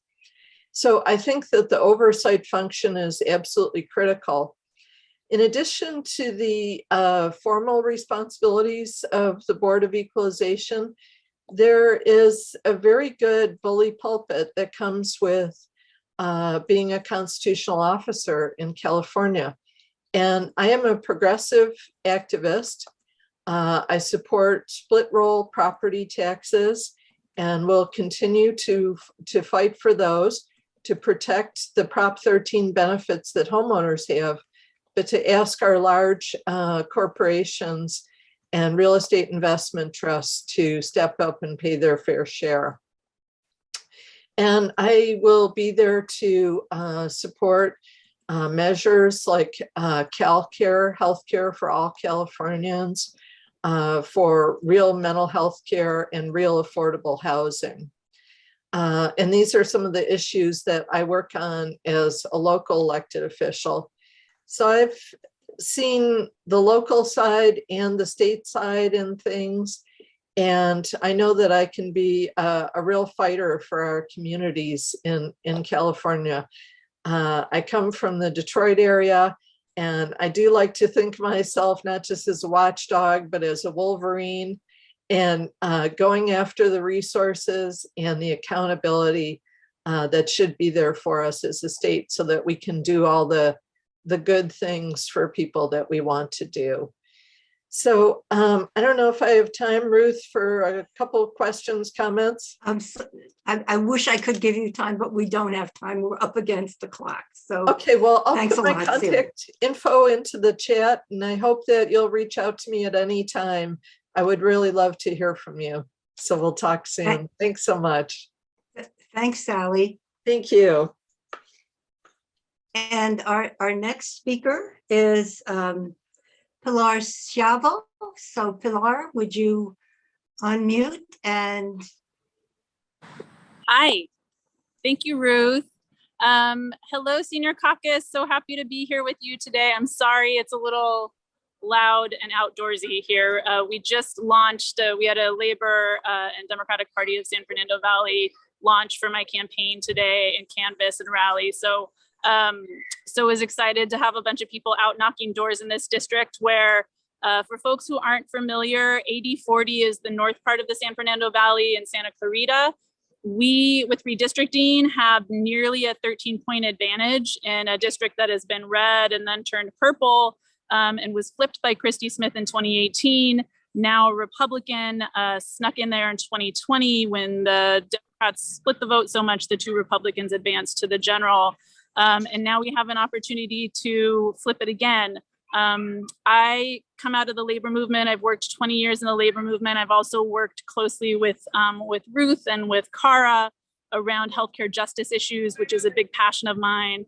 I know seniors are facing increased costs for Medicare, and the privatization of Medicare is really limiting choices and raising costs for seniors. And I also, being out of the labor movement and in my own family, I've seen how important it is to have retirement security. My parents are fortunate they are able to retire on my dad's union pension out of the IBEW, and I see how that keeps them out of poverty. And I want to make sure that we're fighting for that kind of same dignity for all workers, all seniors in Sacramento. And so, we're excited about this race. I'm endorsed by the Democratic Party, endorsed by nurses and teachers and Dolores Huerta, and very excited to have really broad support from all of the Democratic clubs in the district. And just would love for folks to engage in our campaign if you can. You can virtually phone bank from anywhere. We're up against an incumbent who's trying to, a Republican and a right-wing Republican at that, who's trying to keep her job by tricking voters in this district into thinking that she's a Democrat. And so we have our work cut out for us, and we're not going to take anything for granted. And we want to make sure that we're talking to voters and getting our message out. So I don't want to take up a bunch of your time. I really appreciate you giving space for me to say hello. and very much want to make sure that we're fighting for seniors to make sure you have, housing, healthcare, and live retirement in dignity. And that's, what I've been fighting in the labor movement for 20 years and ready to go fight for in the Capitol. So I'll put my information in the chat for folks to sign up if they'd like to, or get in touch with me. I would love to connect with you if you want to engage with our campaign, and just appreciate all the work you're doing at the Senior Caucus to fight for all the seniors in our community who are struggling to make ends meet, which I know is, unfortunately too common of a challenge for every day for seniors. So thank you, and looking forward to flipping this district with you all. Thank you, Pilar. Have a great day. Thank you. And so moving on, it's my pleasure to introduce our next candidate, who is running in the new Assembly District 12, AD 12, Sarah Aminzadeh. I'm saying it wrong. Aminzadeh. That's perfect. I love it. Thank Okay. you so much. And I'm so happy to follow my friend Pilar. And she forgot to mention that she has some really cute shirts with beautiful California poppies on them if you support her campaign. But I am Sarah Aminzadeh, and I am running to represent Assembly District 12. There's the poppies. Pilar is showing her poppies. I am running to represent Assembly District 12, which is all of Marin County. I see a lot of my fellow Marin Dems on this call, and Southern Sonoma. I am the daughter of immigrants, and I grew up breathing some of the most polluted air in the country. And I have dedicated my life to standing up to polluting corporations and government ineptitude. I'm running for state assembly because I want to raise the bar for leadership and action to address what I see as our interrelated healthcare, mental health, housing, and climate crises, all amidst the COVID pandemic. When I think about the issues that the Senior Caucus cares about, and I have been following them pretty closely through my senior advisor, Paul Cohen, mental health issues, seniors living in isolation, income inequality in particular, environmental concerns, extreme heat and water scarcity, extreme storm events, I think disproportionately impact older adults. Those are the issues that really animate my campaign and my life to protect public health and the environment. So, when I looked around at some of these big issues that we're facing as a district, I really felt like we could and should raise the bar and do more. I've spent my life in public service as an environmental advocate and attorney. I'm currently serving as a statewide office holder on the California Coastal Commission, where every month, including just this past week, we deal with some of the biggest issues facing our state, some of the biggest opportunities to really confront the challenges of the day. Just this week, we approved some of the initial siting for what would be one of the biggest offshore wind sites up in the North Coast in the state. These are really complex, multi-million dollar, multi-billion dollar infrastructure issues that we need to deal with in order to forge progress on transportation, on affordable housing, to really tackle homelessness. These are the issues that I'm practiced at working on as a coastal commissioner, and really navigating between local community needs and concerns and statewide complex regulatory processes, and what's needed to really negotiate and secure multi-million dollar and multi-billion dollar investments. So these are the challenges that I think are facing us and that we really need to deliver on. And that's why I know that I'm the best person to serve that role. I want to make a point about income inequality. I care deeply about that issue, and I've already been working on it in my current campaign to support the wealth tax. I have been endorsed by Working Families Party, who works on that quite a bit. Single payer affordable healthcare, in response to a lot of the feedback from this group and my fellow Marin Dems, has become a top priority. I was solely endorsed by the California Nurses Association and have been very much involved in efforts around that. And going back to the mental health piece, I think we need to continue to raise the importance of mental health and really ensure that as we're having conversations about public health care, mental health is front and center. I have been endorsed by 25 state legislators, and these are folks I work with and have worked with over the years and have negotiated important public health new bills and practices. During the last drought, I was involved in the effort to secure new water conservation regulations, and I do have a detailed water supply policy and plan for this current drought. So I'd love your support. I've been endorsed really across the spectrum from labor. I received the sole endorsement of the California Environmental Voters, whose CEO, Mary Kreisman, described me as a once-in-a-decade environmental leader. I would love the support of anyone who wants to get involved, and really appreciate the opportunity to address you all. And I want to be concise because I know we're short on time. Paul Cohen just put some of our information on the chat. And I'd love to talk with anyone further. Thanks so much. Thank you, Sarah. And our last candidate to speak today is another candidate for AD 12. Ida Times Green. Ida, would you unmute and let us know about you? Thank you so much, Ruth, and I appreciate this opportunity. I have to just at the onset let you know that I'm having some internet issues, but it's a part of being online, right? So I want to say thank you to the Senior Caucus for inviting me to join you today. I'm Ida Times Green, and I'm running for Assembly in District 12, which is all of Marin and 47% of Sonoma. I joined this race because I believe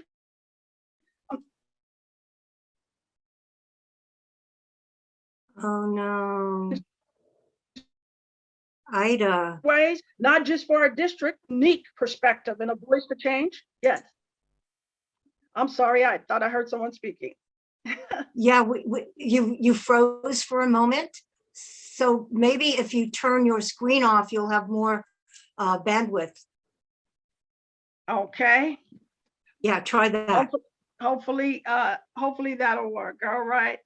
So I was saying that I have a unique perspective and a voice for change that we have not seen in this district representation before. With the support I have in just this short period,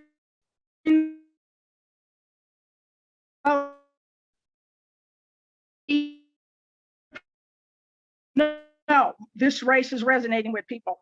So let me tell you a little bit about myself. I'm a native of California, a longtime resident in Marin City, one of 5 children born to working class parents. I've lived in public housing.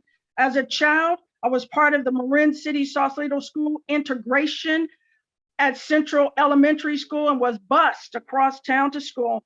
After graduating high school in a fashion trade school, I worked as an import-export manager for a clothing manufacturing company, often traveling to major fashion hubs domestically and abroad. I also had my own small business as a part of Marin City's push to develop Black-owned businesses. I felt the need to serve my community in a more personal and dedicated way, and I got my master's degree in social work, and that path interlinked me with my late husband, Edward Lee Boone Green. Together, we founded One Kid at a Time, a nonprofit dedicated to mentoring to at-risk children and young adults.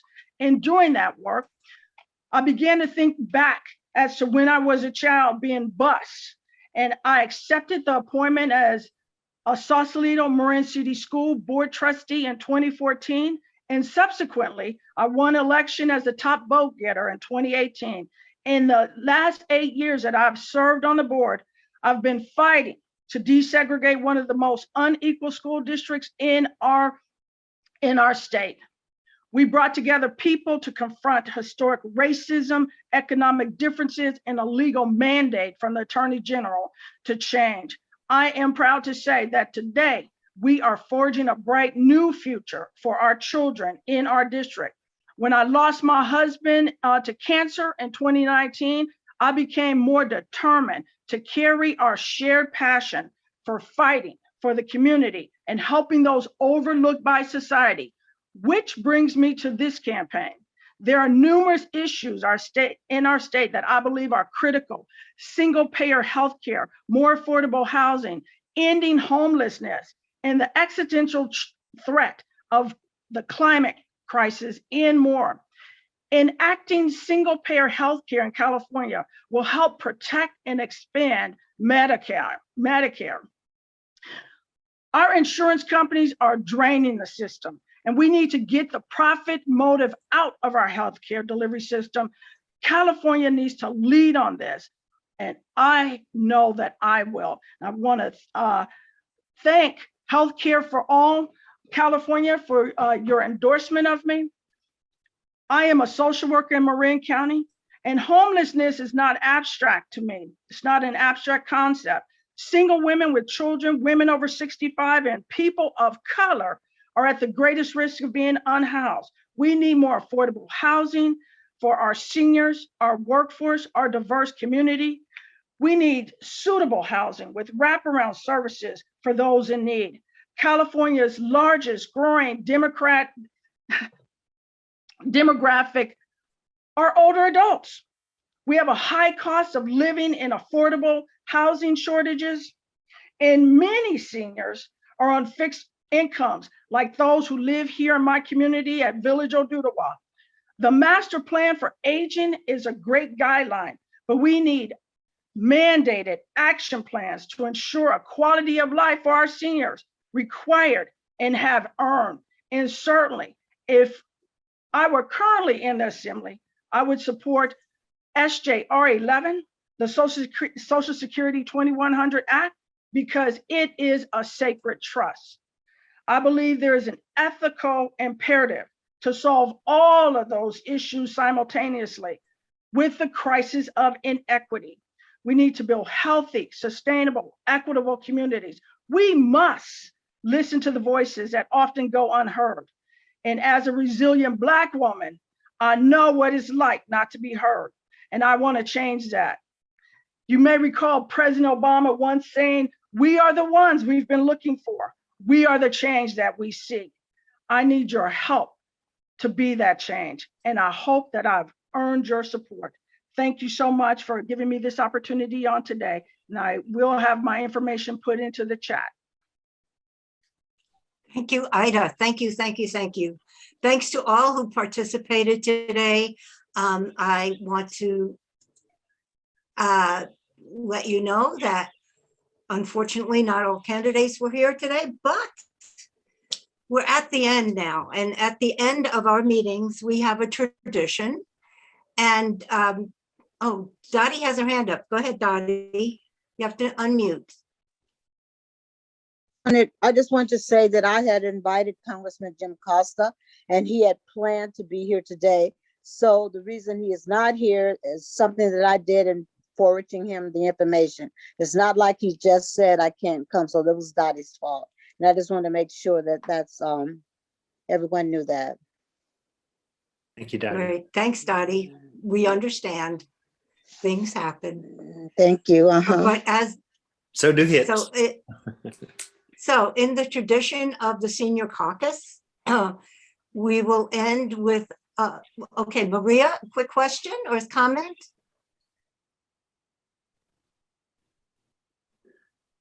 Go ahead, Maria. We can't hear you.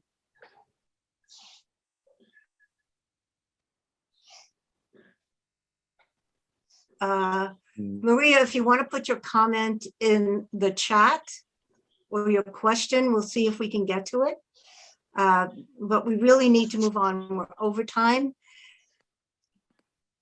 Okay, so without further ado, in the tradition of the Senior Caucus, we will end with a song that is pertinent to what we've been talking about and what we want to see. And once again, Dr. Bill will lead us. If everybody could stay muted, because we need to do that, and we only want to hear from Dr. Bill. So go for it, Ruth, Dr. Bill. Thank you, Ruth. Can you hear me? Yes, we can. Okay, good. Yeah. So thanks. Yeah, I wanted to Thank you for another terrific meeting. Your organizing is just exemplary, and you know these caucus meetings under your leadership, Ruth, it's just been fantastic. So thank you so much, and the rest of the board, our executive committee. Thank you, everybody, for your contributions, and thanks, you know, once again for letting me do the sing along. I chose the song today, Where Did the Children Play by Cat Stevens. And I thought about the children in the Ukraine, of course, who have been displaced or are suffering, killed even, so horrendous. The children who've been impacted by COVID-19 and needlessly, you know, suffering from COVID-19, lost loved ones, or themselves have been stricken by the disease. We could do so much better, and everybody here is fighting for that, I know. And then also, of course, the children impacted already by our climate emergency in terms of these awful, traumatic climate changes and weather events, toxic exposures, and the threat of more pandemics even on their way due to climate change. So, so this song is for the children or any child that lives within ourselves at any age. And I hope you all enjoy singing along a little bit. So thanks.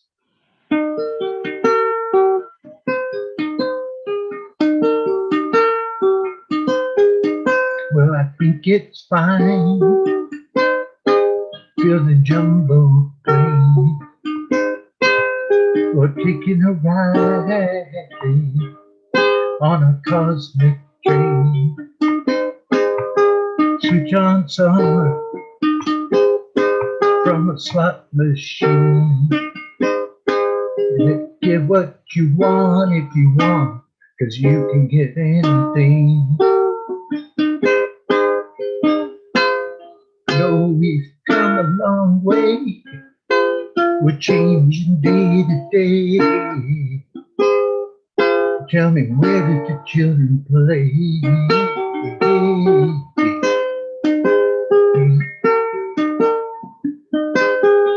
Well, you roll on roads over fresh green grass for your lorry load, pumping petrol gas, and you make them long, and you make them tough, but they just go on and on, and it seems that you can't get on. No, we've come a long way, we're changing day to day, but tell me, where did the children play?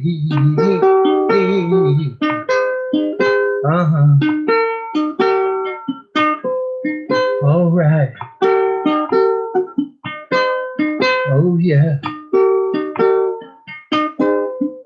Well, you crack the sky, scrapers fill the air, but will you keep on building higher till there's no more room out there? Will you make us fly? Will you make us cry? Will you tell us when to live? Will you tell us when to die? I know we've come a long way, changing day to day. But tell me, where did the children play?